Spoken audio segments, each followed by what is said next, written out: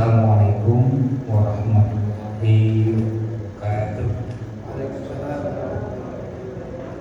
Alhamdulillahirabbil alamin. Wassalatu wassalamu ala asyrofil anbiya'i wal mursalin wa ala alihi washabbihi ajmain.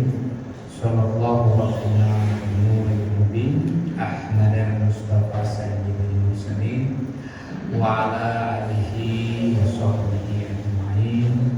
Rabbi shrah li sadri wa yassir li amri wahlul 'uqdatam min lisani yafqahu qawli. Rabbi zidni ilma warzuqni fahma, amin ya rabbal alamin. Ibu-ibu, bapak-bapak jamaah pengajian tadabbur Quran Masjid Al-Furqan yang dimuliakan Allah, marilah kita bersyukur kepada Allah yang telah memberikan kesehatan dan kesempatan kita dalam mentadabbur Al-Quran. Selawat beriring salam marilah kita aturkan kepada para nabi, wabil khusus Nabi Muhammad sallallahu alaihi wasallam. Allahumma sholli ala Muhammad wa ala ali Muhammad. Bapak Ibu jamaah tadabbur Quran yang dimuliakan Allah, pada kesempatan pagi hari ini kami akan membahas tentang mukjizat Quran. Karena kenapa difokuskan ke mukjizat Quran? Kalau kita tahu bahwa para nabi itu semuanya mendapatkan mukjizatnya masing-masing, maka perlu kita memahami apa itu mukjizat. Jadi mukjizat itu adalah kejadian yang ajaib atau yang luar biasa yang diberikan oleh Allah kepada utusannya. Ini yang terjadi di para nabi. Kita contohkan, misal yang saya kutip bahwa menurut Quraisy Shihab itu yang punya tafsir Al-Misbah, bahwa kejadian luar biasa yang sukar dijangkau oleh kemampuan akal manusia.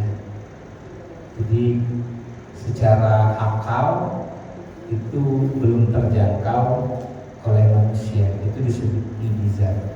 Mungkin kejadian-kejadian yang tidak terjadi pada manusia yang kebanyakan. Contoh, nabi yang disebutkan dalam Al-Quran, di antaranya adalah mukjizat Nabi Musa.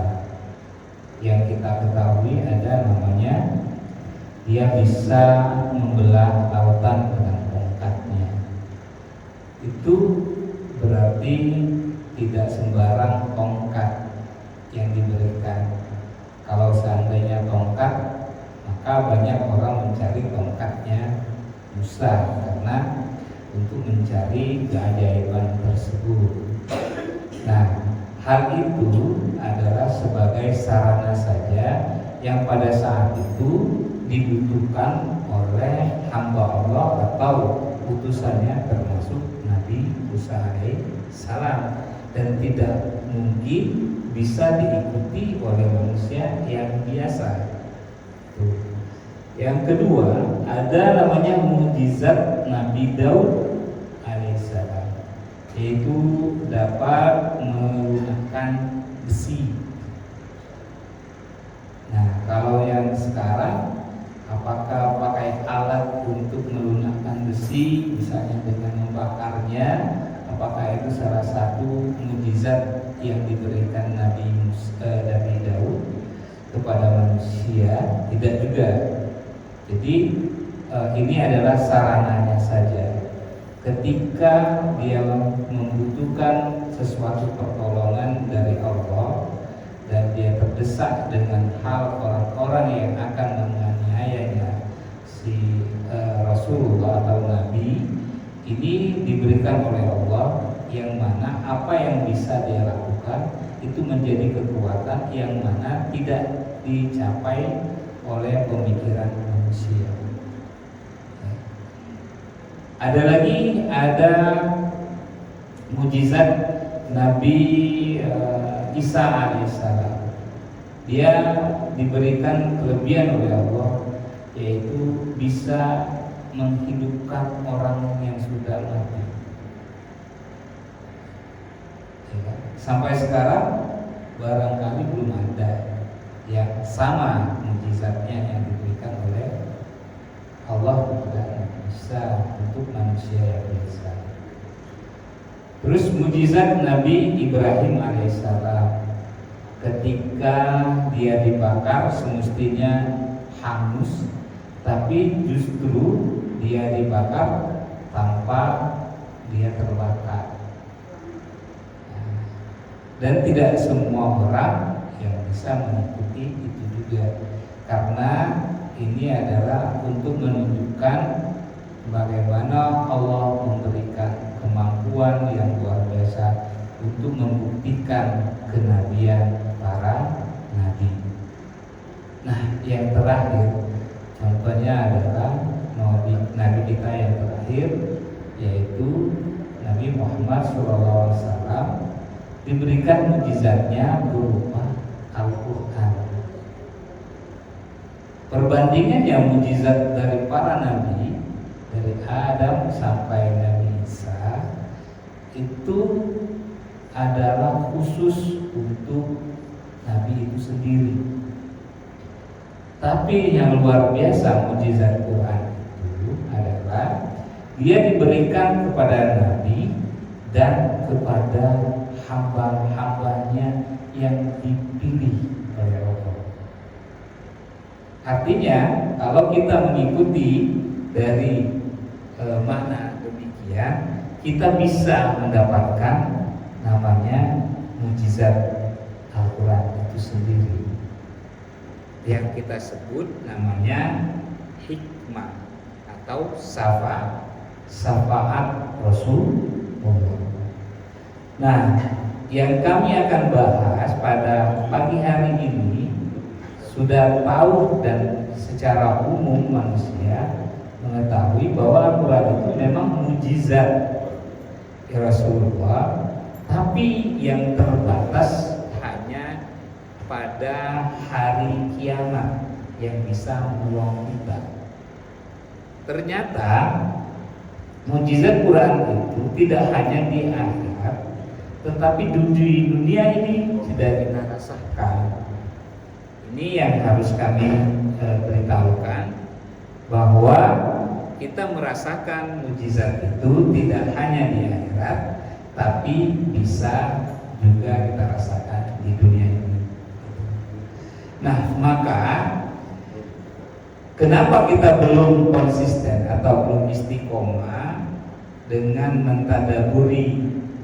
Karena kata tadabur itu artinya kita mengalami langsung atau melaksanakan dan mempraktekkan. Kebanyakan kita sekarang baru membaca atau banyak qiraahnya. Nah, sehingga dampak ke diri kita, ke dalam kehidupan kita belum terasa. Kalau bicara hikmah, membaca Al-Quran pasti dapat pahala, iya. Mempelajari panjang pendeknya, iya. Tetapi yang kita rasakan, yang kita tunggu-tunggu akhirnya apa? Di akhirat nanti jadi syafaat kita. Terus kita memahami, beda nanti kita cuma dapat membacanya, dapat mempelajarinya, terus dengan kita paham dan kita mentadaburi, mempraktekannya ke dalam kehidupan kita sehari-hari. Nah, oleh karena itu saya sangat bersyukur berkali-kali nih, Yayasan Al-Furqan atau Masjid Al-Furqan ini salah satu yang konsen untuk mentadaburi Al-Quran itu sendiri. Tinggal di individu atau tinggal seseorang yang mau konsen atau mau fokus nggak dalam mentadaburi ini, sehingga dia mendapatkan namanya syafaat atau mukjizat dari Allah yang diberikan kepada Rasulullah SAW. Nah, kami buka dan kami mempelajari juga, ternyata banyak orang-orang yang para alim ulama yang di luar maupun di dalam sudah merasakan namanya mukjizat Quran itu sendiri. Contoh kami ambil di sini ada betapa besarnya keagungan Allah Subhanahu wa taala, mengapa mukjizat Quran ini diberikan yang terakhir. Ternyata dia adalah memberikan petunjuknya dari sekarang di dunia sampai di akhirat, dan itu akan dirasakan oleh semua manusia yang meyakini Quran itu sendiri. Nah, yang kami akan jelaskan di sini adalah kita buka di surah An-Nisa, surah keempat ayat 174. A'udzubillahi minasyaitonirrajim. Bismillahirrahmanirrahim. Ya ayyuhan nas qad ja'akum burhanun min rabbikum wa anzalna 'alaikum nuran mubin. Hai manusia, sesungguhnya telah datang kepadamu bukti kebenaran dari Tuhanmu, yaitu Muhammad dengan mukjizatnya, dan telah kami turunkan kepadamu cahaya yang terang benderang, yaitu Al-Quran. Jadi Nabi Muhammad SAW, Nabi yang terakhir, memang diberikan namanya mukjizat yang berupa namanya Al-Quran. Dan keagungan Al-Quran adalah tidak hanya untuk Nabi saja, tetapi untuk umatnya juga. Nah, ini yang harus kita tanamkan sehingga kita menjadi motivasi, menjadi semangat, menjadi keyakinan kita bahwa kita akan diberikan cahaya dari sekarang, bukan dari menunggu di akhir. Dibuktikan beberapa ulama dari luar, yaitu setelah beliau mentadabburi, maka yang terjadi, yang dia rasakan, dia berkata, Abdul Malik bin Umair, bahwa satu-satunya manusia yang tidak merasakan tua atau awet muda dalam pemikirannya dan tidak pelupa adalah orang yang selalu membaca Al-Quran. Itu yang ditadaburi oleh Abdul Malik bin Umair. Jadi mukjizatnya yang dia rasakan bahwa dia tidak merasakan tua dan tidak merasakan pelupa, atau kalau kita sekarang namanya pikun, ya Pak. Artinya ketika Quran itu selalu di dalam diri kita, selalu kita tadabburi, maka terjagalah. Mungkin saja umur mungkin tetap angka, namanya tetap bertambah, tapi bisa di jiwa kita yang selalu dibuat oleh Allah sehat. Yang kedua, akal kita dirawat, yaitu selalu tidak diberikan lupa atau namanya ikut. Ini mukjizat Quran yang menurut ditadaburi oleh Malik bin Umair. Nah, selaras dengan perkataan beliau yang ditadaburi, kami kutip juga, kami ambil di ayat yang menjelaskan ketika kita selalu membaca Al-Quran, maka kita dicegah dari kemungkaran-kemungkaran itu sendiri, kejahatan-kejahatan itu sendiri. Terbuka di surah 29 Al-Ankabut ayat 45. Nah, A'udzubillahi minasyaitonirrajim. Bismillahirrahmanirrahim. Utslu ma uhiya ilaika minal kitab wa aqimis shalah. Innas sholata tanha 'anil fahsya'i wal munkar wa la dzikrullahi akbar. Wallahu ya'lamu ma tasna'un. Bacalah apa yang telah diwahyukan kepadamu, yaitu Al-Quran. Dirikanlah sholat, sesungguhnya sholat itu mencegah dari perbuatan keji dan munkar, dan sesungguhnya mengingat Allah adalah lebih besar keutamaannya dari ibadat-ibadat yang lain, dan Allah mengetahui apa yang kamu kerjakan. Jadi ayat ini selaras dengan pemikiran yang dirasakan oleh Abdul Malik Al-Umair, bahwa ketika kita selalu membaca Al-Quran, mempelajari Al-Quran, mentadaburi Al-Quran, maka Allah akan selalu memberikan ke dalam diri kita adalah kesehatan jiwa dan juga menjaga namanya lupa. Itu disebutkan di ayat yang lain, yaitu di surah Al-Alaq surah ke-87 ayat 6. A'udzubillahi minasyaitonirrajim. Bismillahirrahmanirrahim. Sanuqri'uka fala tansa. Kami akan membacakan Al-Quran itu kepadamu Muhammad, maka kamu tidak akan lupa. Jadi ketika ayat-ayat itu selalu menempel dengan diri kita, maka Allah jaga kesehatan kita dan Allah jaga akal kita.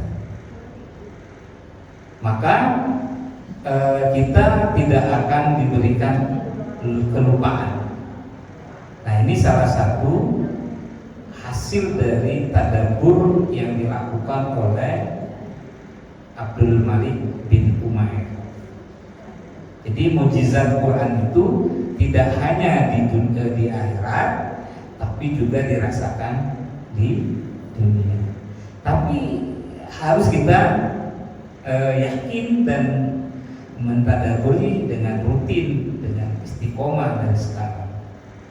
Mudah-mudahan ini sama yang dia rasakan Abdul Malik bin Umair ini dengan kita yang sudah menjalankan setiap harinya menjadi rutinitas kita. Itu satu yang kami ambil dari menurut para ulama yang sudah mentadaburi Al-Quran. Yang kedua, ada juga berpendapat Abdul Malik Umair ini juga manusia yang paling jernih akalnya adalah para pembaca Al-Quran. Jadi pertama tadi dia menjelaskan kita akan menjadi awet. Jadi bukti kita awet, kita terus sehat jiwanya dan kita tidak jadi pelupa. Yang kedua, kita akan diberikan oleh Allah akal yang jernih, yang akal yang selalu memberikan manfaat, ya, memberikan solusi.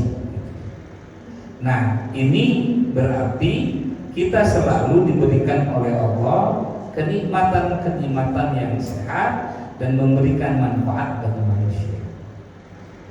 Oleh karena itu Allah menjelaskan di surah ke-10 Yunus ayat 100.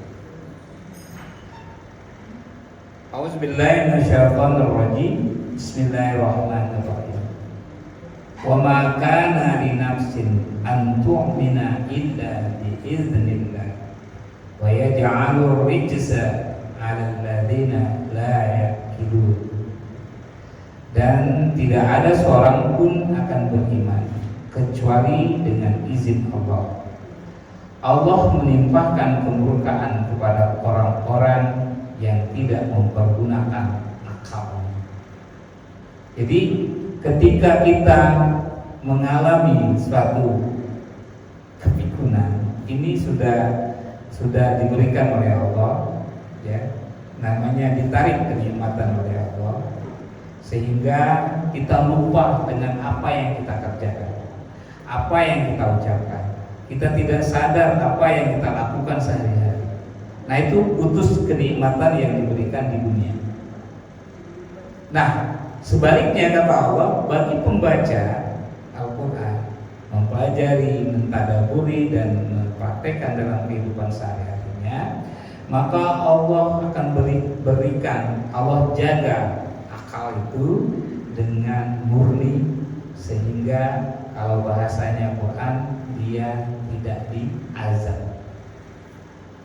Jadi bagi yang sudah mengalami penurunan, nah ini artinya udah Allah tarik kenikmatan, dalam arti akalnya sudah tidak berfungsi lagi. Nah, salah satunya mungkin tidak banyak membaca Al-Quran lagi, tidak banyak mempraktekkan ayat-ayat Quran lagi, sehingga kenikmatan itu dicabut ya. Bahasanya adalah kemurkaan. Nah, ini harus kita jaga, kita harus pahami, dan kita harus menjadi motivasi. Kalau saya lihat Pak Haji, kalau kita melihat umur sudah usia 80 lebih ya Pak Haji, masih tetap terjaga. Pertanyakan dalam diri kita, bisakah kita sesampai umur itu, dan bisakah akal kita masih jernih? Nah, itu yang harus kita tanamkan, mukjizat itu. Nah, saya yakini beliau salah satu yang rajin mentadaburi, tapi mungkin beliau belum menyadari itu kekuatan di dalam dirinya Pak. Nah, inilah saya bersyukur ditemukan kepada orang tua, yaitu guru kita, ya kan, semangat kita, motivator kita. Bersyukur masih diketemukan orang yang tetap konsen dalam mentadaburi Al-Quran.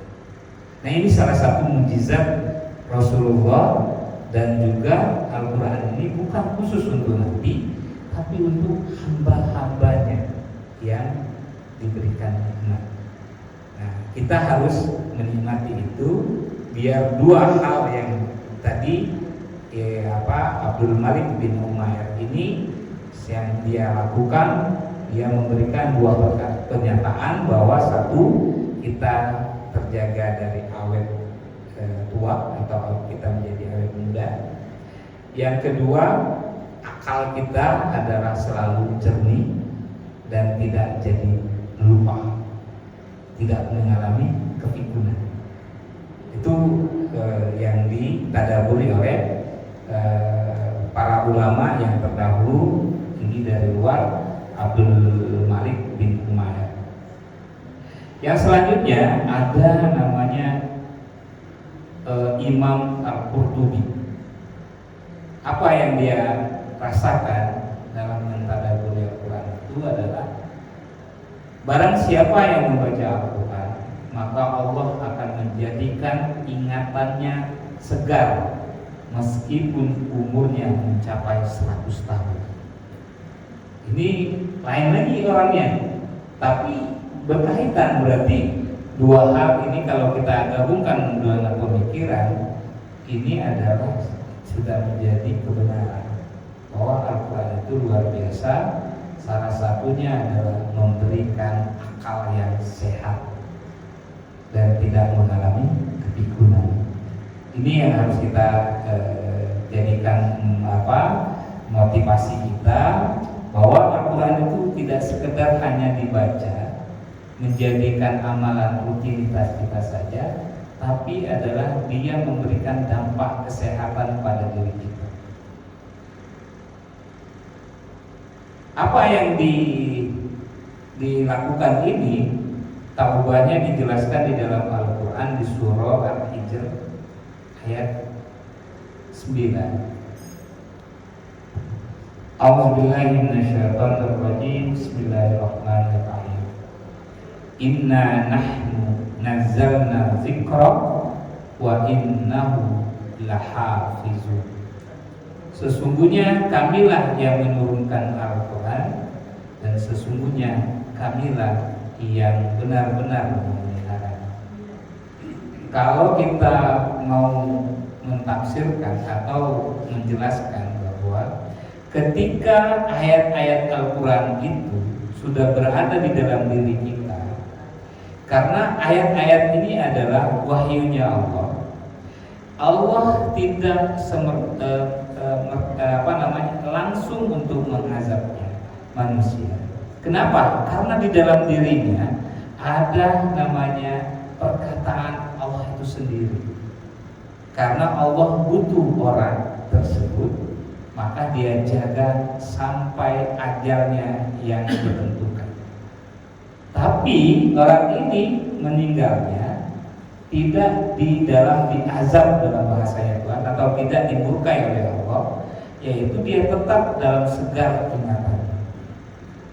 Jadi akalnya tetap terjaga.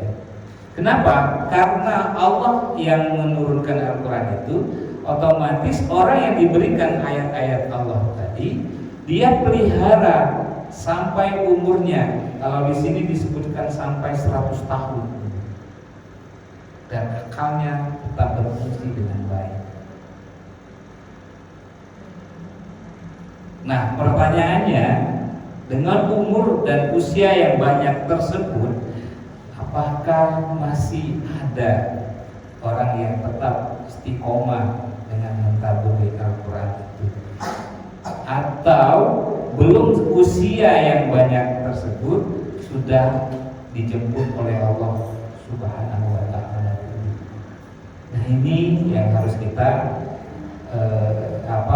meyakini, harus kita dawamkan, harus kita menjadikan rutinitas kita untuk mentadaburi Al-Quran. Karena mujizat Allah sangat luar biasa. Allah menitipkan Al-Quran kepada manusia, maka Allah juga akan memelihara manusia itu, karena di dalamnya ada perkataan Allah Subhanahu wa Ta'ala. Ini menurut Imam Al-Qurtubi. Ada lagi yang saya ambil, yaitu ada Imam besar Ibrahim Al-Muqdisi, mungkin dari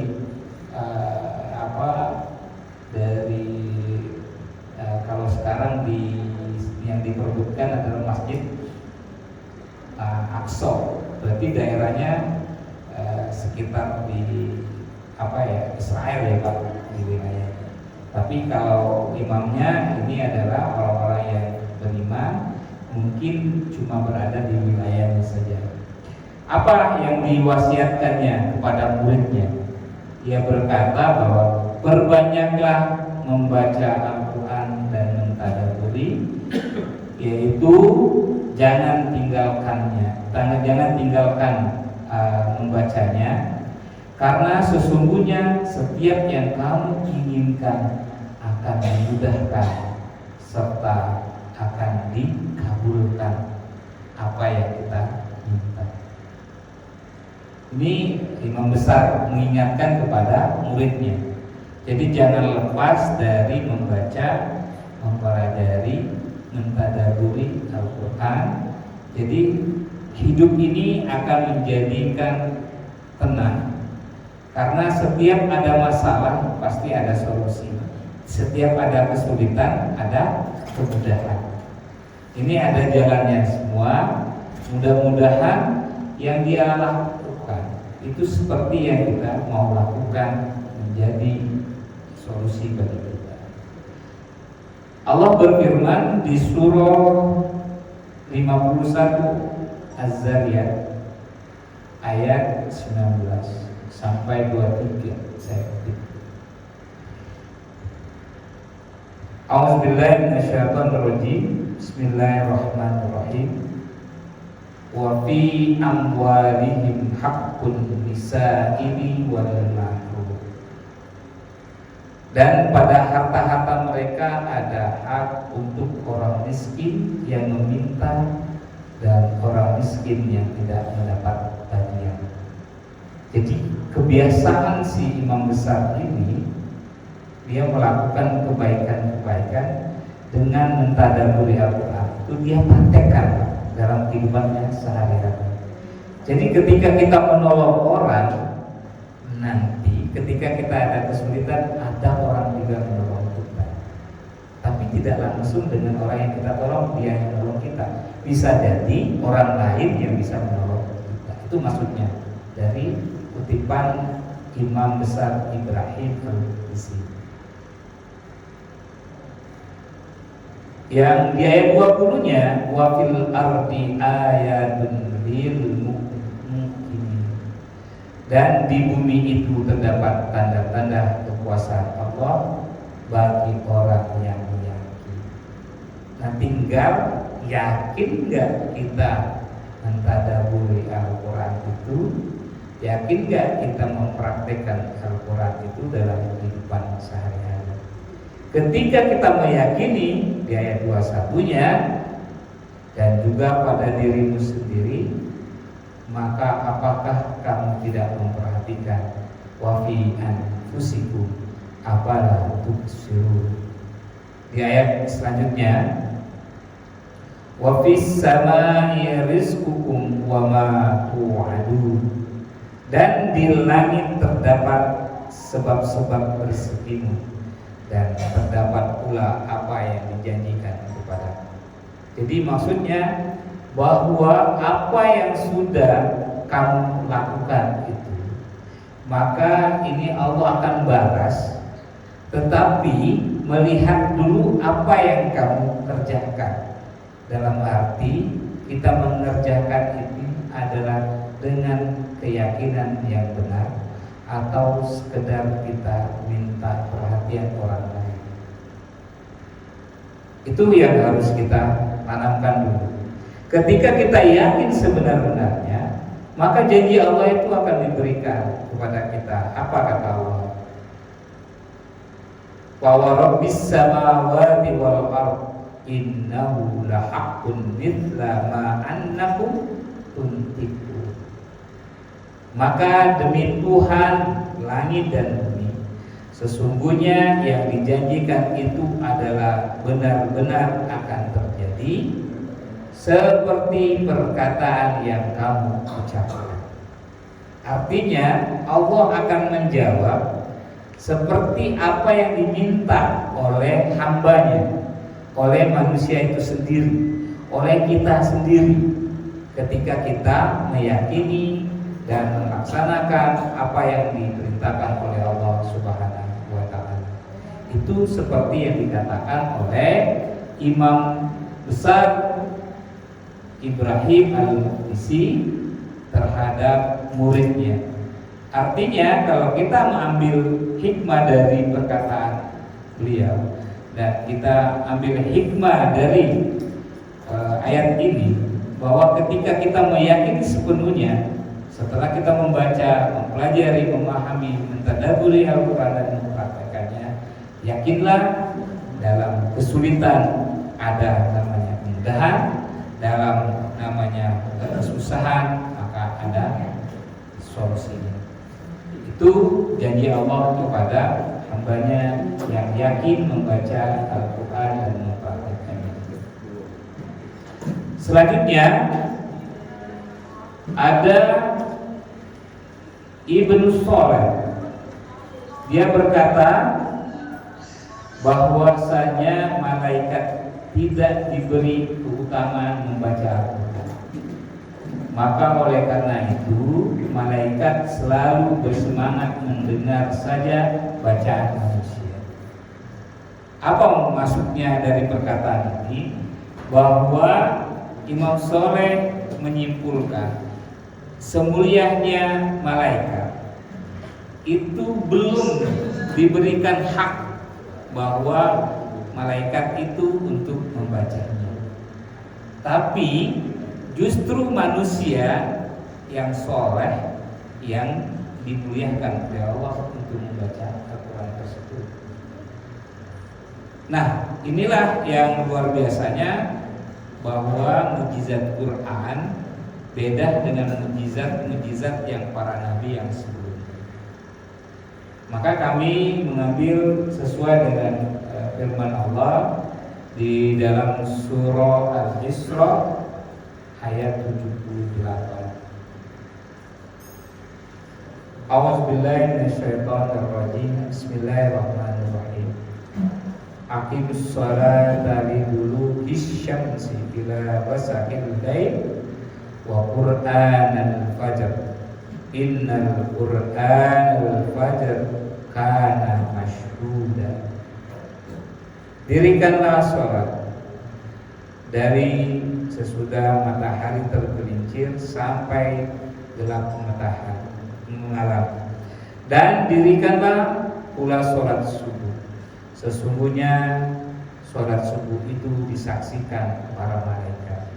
Ini yang perlu kami jelaskan. Sebenarnya kalau kita lihat dari ayatnya, bukan sholat subuhnya yang dilihat oleh malaikat, bahwa malaikat itu menyaksikan ketika orang yang sholat subuh membaca Al-Qurannya. Kita baca,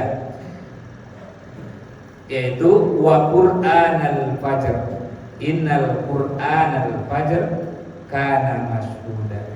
Jadi ketika orang membaca Al-Quran di pada subuh atau fajar, sesungguhnya yang membaca Al-Quran di pagi hari atau di fajar itu akan disaksikan, akan dilihat oleh malaikat.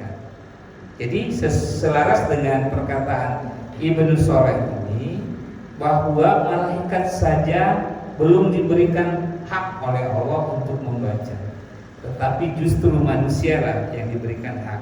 Tugasnya malaikat apa? Mendengar saja. Untuk siapa yang membaca itu didengarkan oleh malaikat, jadi disaksikan oleh malaikat. Jadi orang yang membaca Al-Quran pada subuh hari atau fajar hari itu akan disaksikan oleh para malaikat. Jadi ini yang mukjizat yang luar biasa. Artinya ketika kita membiasakan membaca, mempelajari, memahami Al-Quran, mukjizat ini nanti malaikat justru yang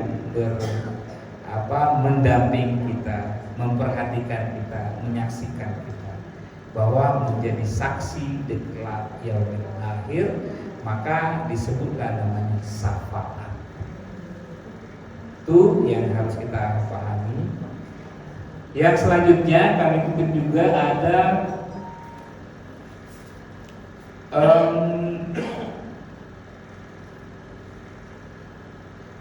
lanjutan dulu di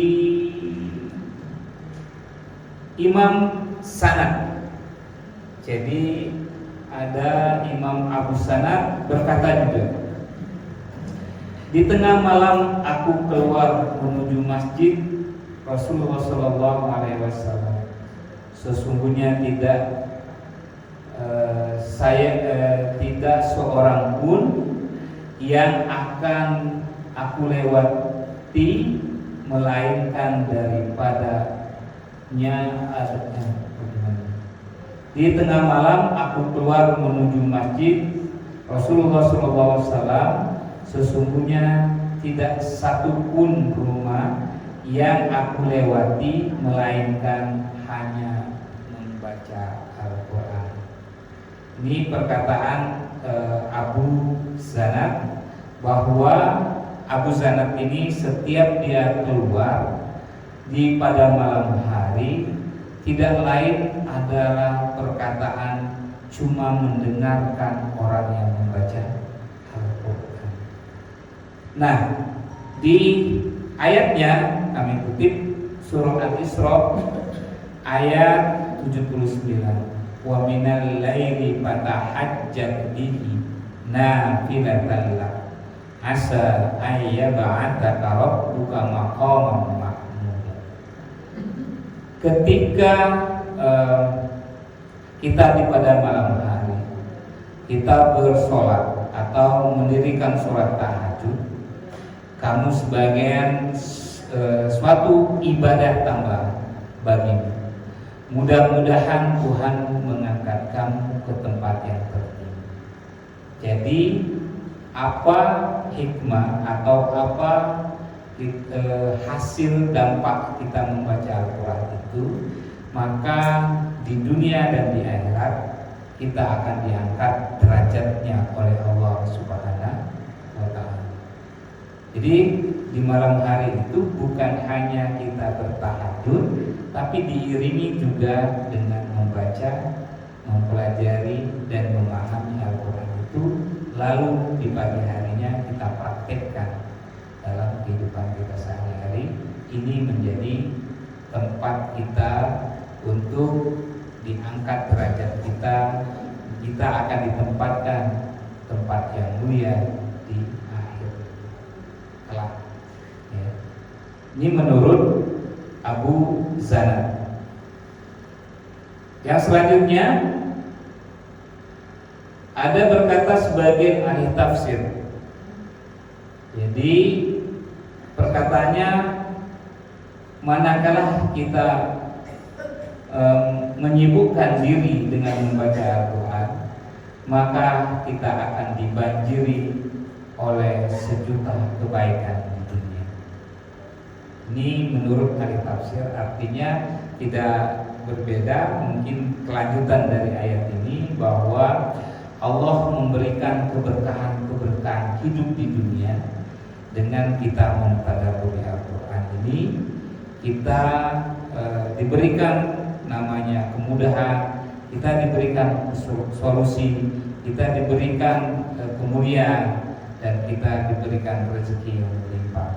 Ini menurut para ahli tafsir bagi yang membaca atau mempelajari dan mentadabburi Al-Quran. Saya kutip di surah Al-Fatir, surah ke-35 ayat 29. A'udzubillahi minasyaitonirrajim. Bismillahirrahmanirrahim. Innal ladzina yatluna kitaballah wa aqamus shalah wa anfaqu mimma razaqnahum sirran wa 'alaniyah yarjuna tijaratan lan tabur. Yang artinya, sesungguhnya orang-orang yang selalu membaca kitab Al-Quran atau kitab Allah dan mendirikan sholat dan menafkahkan sebagian dari rezeki yang kami anugerahkan kepada mereka dengan diam-diam atau secara terang-terang, maka mereka mengharapkan perniagaan yang tidak akan merugi. Jadi ahli tafsir ini menjelaskan kenapa kalau kita membaca mentadabburi Al-Quran ini dibanjiri dengan sejuta kebaikan. Ayat ini menjelaskan bahwa ketika kita membaca, mendirikan sholat, menunaikan zakat, dan kita tidak lain mengharapkan ridho Allah, maka kita tidak pernah diberikan oleh Allah namanya kerugian. Ini yang memberikan syafaat bagi kita yang luar biasa. Tinggal kita istiqomah enggak menjalankan tadabbur Quran ini dalam kehidupan kita sehari-hari. Mudah-mudahan apa yang kita pelajari pada pagi hari ini menjadikan motivasi kita semua, dan ini adalah sudah dibuktikan oleh para ulama, dan para ulama yang di Indonesia maupun di luar negeri sudah membuktikan dalam kehidupan mereka sehari-hari. Maka marilah kita tingkatkan mentadabburi Al-Quran ini, jangan bosan-bosan, maka kita akan diberikan berkah oleh Allah baik di dunia maupun di akhirat. Demikian yang bisa kami sampaikan untuk mukjizat Quran. Terima kasih dan kami mohon maaf. Kami akhiri dulu. Assalamualaikum warahmatullahi wabarakatuh.